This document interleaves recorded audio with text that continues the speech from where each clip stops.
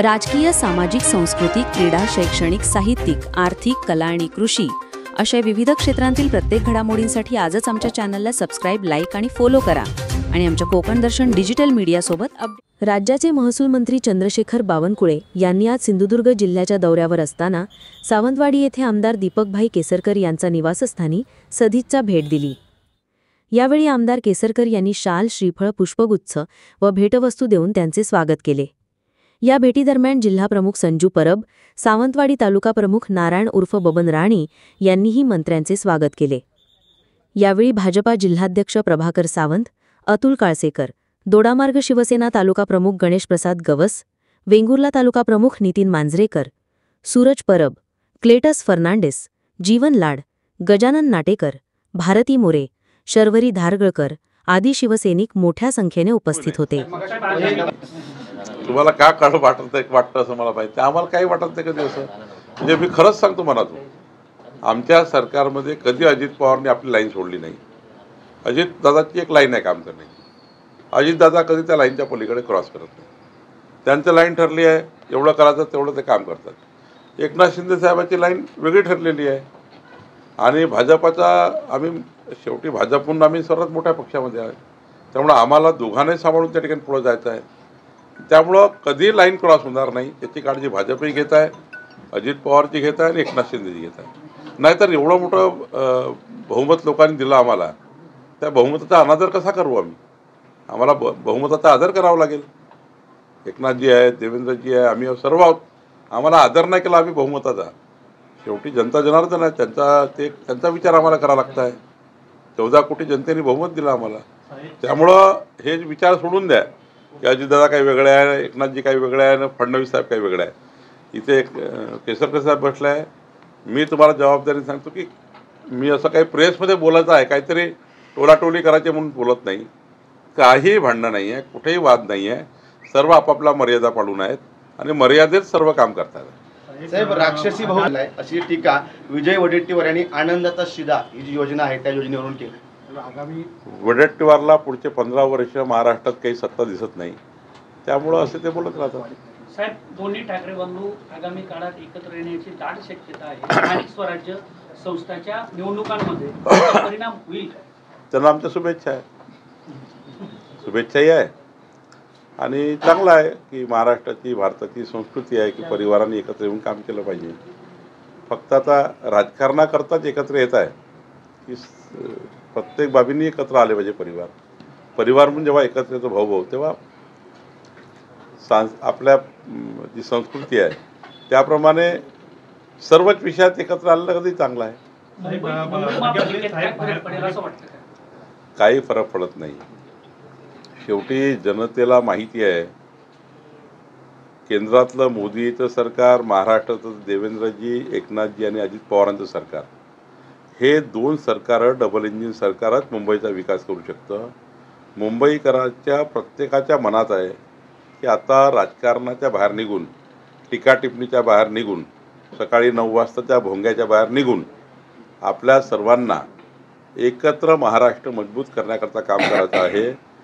देवेंद्र फडणवीस साहेबांच्या नेतृत्वामध्ये मुंबई ही इंटरनॅशनल शहर ज्या पद्धतीनं करण्याचा विचार देवेंद्रजींनी केला आहे आणि ज्या पद्धतीचं मुंबईचं डेव्हलपमेंट आता सुरू झालं आहे, लोकांना विकास पाहिजे आहे आणि मी तुम्ही दाव्याने सांगतो आतापर्यंत कधी न मिळालेलं, म्हणजे मुंबईच्या महानगरपालिकेच्या इतिहासामध्ये कधी बहुमत न मिळालेलं बहुमत महायुतीला महानगरपालिकेत मिळेल।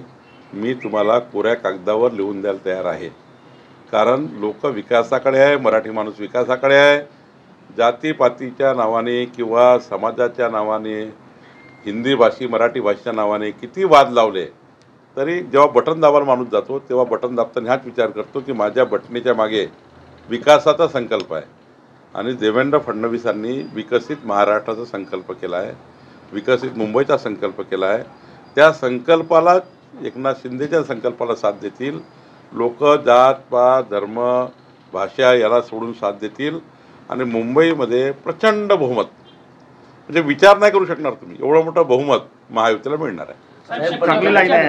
राहुल गांधी यांनी ज्या भाजप सरकार हे पूर्णपणे मतदारांची चोरी करूनच सत्तेवर आलाय अशी एक भावना निर्माण होते. आणि तुम्ही म्हणता एकीकडे आत्ताच विधान करताय की महानगरपालिका मुंबईची प्रचंड बहुमताने येईल. नेमकं यामध्ये अनेक कन्फ्यूज लोकांना आहेत, काय आपण तो ते कसं दूर करणार? मी तुम्हाला प्रश्न विचारतो पहिला. 1 लाख बूथवर लोकसभा विधानसभेची निवडणूक झाली. 1 लाख बूथवर 1 लाख बूथवर सर्वच पक्षाचे बूथ लेवल एजंट आहेत. विधानसभेच्या लोकसभेच्या निवडणुकीच्या काळामध्ये मतदार यादी जेव्हा प्रकाशित होतं तेव्हा प्रत्येक पक्षाला संधी असतं त्या यादीवर आक्षेप घेण्याची. मतदानाची जेव्हा मशीन सील होतं तेव्हाही प्रत्येक पक्षाला ऑब्जेक्शन घ्यायचा अधिकार आहे. म्हणजे तुम्ही पूर्ण प्रक्रिया होत असताना काही ऑब्जेक्शन नाही घ्यायचे. लोकसभेत तुम्ही आमच्यापेक्षा जास्त मतं घेतले, तुम्ही आमच्यापेक्षा जास्त निवडून आले, तेव्हा मशीनही बरोबर होती, यादी बरोबर होती. आणि विधानसभेच्या निवडणुकीमध्ये आमच्या लाडक्या बहिणींनी आम्हाला मतं दिले, लाडक्या कास्तकारांनी मतं दिले. म्हणजे आज 2.5 कोटी लाडक्या बहिणीची योजना आम्ही केली. 45 लाख शेतकऱ्यांना वीज बिल माफ केले. आमच्या एकनाथ शिंदे सरकारने, तेव्हाच्या देवेंद्र फडणवीस सरकारने अत्यंत महत्त्वाचे 5 निर्णय असे घेतले जे निर्णय ज्याचा निर्णयाचा संबंध 5 कोटी लोकांशी आहे, पारिवारिक आहे. 5 कोटी परिवाराला डायरेक्ट संबंध होता. 45 लाख शेतकरी म्हणजे 4 मतं. 2 कोटी लोकांना आम्ही डायरेक्ट शेतकऱ्याचे वीज बिल माफ केले. 2.5 कोटी लाडक्या बहिणींना आम्ही त्या ठिकाणी अनुदान सुरू केलं.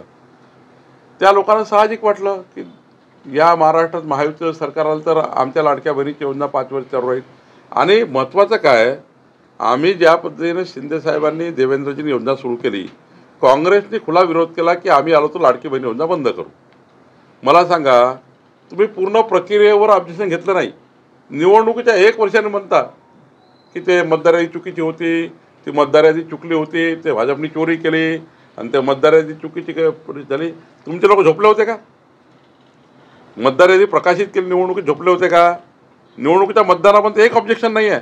अच्छा, जे निवडणूक हरले ना बाळासाहेब थोरात, त्यांनी म्हणावा मी त्या ठिकाणी निवडणूक हरलो, ते मतदार यादीमुळे हरलो आहे का? त्यांच्या कार्यकर्त्यांनी मतदार यादी नव्हती पाहिली.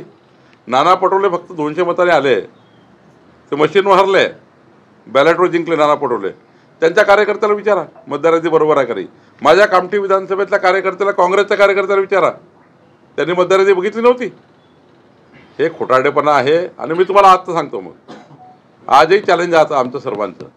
आत्ता महानगरपालिका, नगरपालिका, वेंगुर्ला, सावंतवाडीची निवडणूक आहे. काँग्रेसच्या कार्यकर्त्यांनी आताच मतदार यादी चेक करून घ्या.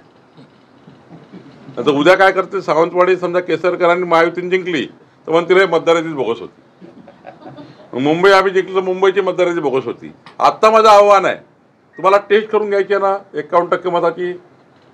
महायुतीला 51.78% मतं मिळाली. अजून टेस्ट करायची आहे का? तर पुन्हा उद्या टेस्ट की. पण आत्ता मतदार यादी चेक करून घ्या. म्हणजे उद्या हे म्हणायला नको राहुल गांधींनी अरे ते मुंबई हारली कारण मतदार यादी चूक होती. आत्ता तुम्हाला प्रभागाची मतदार यादी प्रकाशित होणार, आता तुम्हाला वार्डाची होणार, ते चेक करा ना. तुमचे आता बूथ लेवल एजंट आहे ना, त्याला सांगा काँग्रेसच्या लोकांना, आदेश काढा राहुल गांधी की आदेश काढला पाहिजे काय तुम्ही आधी चेक करून टाका. हे काहीतरी खोटारडेपणा आहे.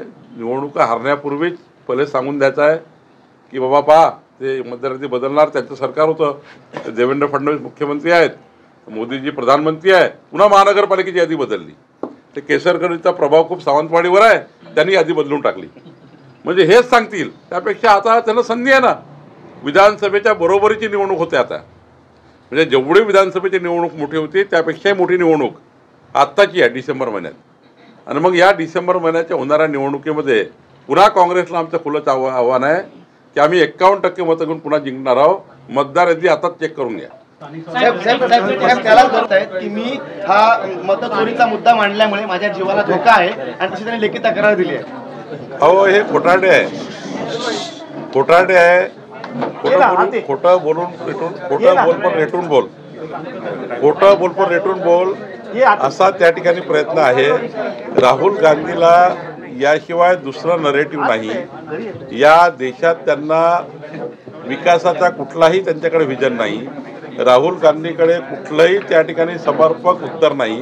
त्यांची पार्टी वाचवायची आहे, त्यांच्या कार्यकर्त्यांना त्यांना थांबून ठेवायचे आहे.